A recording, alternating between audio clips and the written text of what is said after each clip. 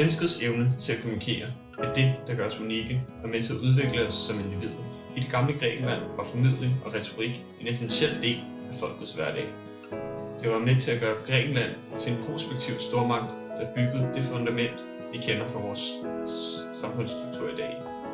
Dengang blev store konstruktioner bygget til det enkle formål at formidle til store befolkningsmængder. Derfor valgte vi at genskabe og redesigne det gamle amfiteater.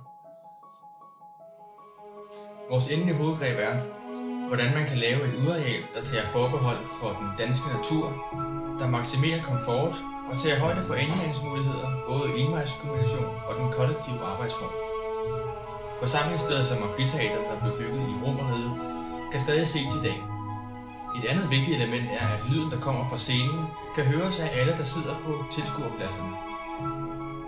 For at optimere de gamle amfiteater til moderne undervisning, og på baggrund af vores undersøgelser, har vi opstillet 3 kvalitetskrav. Det første er et udendørsareal, der kan bruges til lærerundervisning og gruppearbejde. Det andet er, at der skal være nem adgang til strøm. Og det sidste er, at der skal være god komfort, og det skal være der for at optimere undervisningsmiljøet. For at opnå disse krav har vi lavet gennemgående undersøgelser omkring elevernes holdninger til udendørs undervisning, og hvordan vi optimalt kan bruge skolens areal. Undersøgelserne viser fordele som frisk lufts positiv påvirkning på læringsprocessen, da det om sommeren kan være varmt i lokalerne og mindske indlæring. Mange af vores designvalg er taget på baggrund af funktionalitet. For eksempel er sidepladserne afrundet, så vand let kan løbe af. Der er også både siddepladser og nicher til envejskommunikation og polykommunikation. Der er også multifunktionelle tavle, der kan blive brugt både til projekter og whiteboard.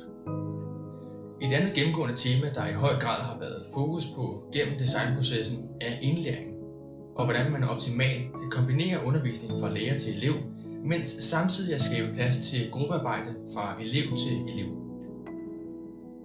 Vores usædvanlige inspirationselement er kronhjortens almægtige gevær. Vi tog selve geværets form og gjorde det todimensionelt ved brug af halvcirkler. Dette skabte et unikt designudtryk, som vi gjorde brug af i både vores omgivelser og i selve det nymoderne amfiteater. Samme formsprog fra geværet bruges til at skabe nogle omgivelser, der giver kontrast til den kolde beton, vi har til stedværende. Især tænker vi på vores højbed, hvor der skabes en yderligere kontrast mellem betonen og så det grønne i selve beden. Formen af amfiteatret er også baseret på inspirationskilden, hvor halvcirklerne både danner form til sidepladser og selve formen på amfiteatret. For at inkorporere naturen i designet har vi valgt at lade mosen være, samt vegetationen for at skabe en synergetisk kontrast.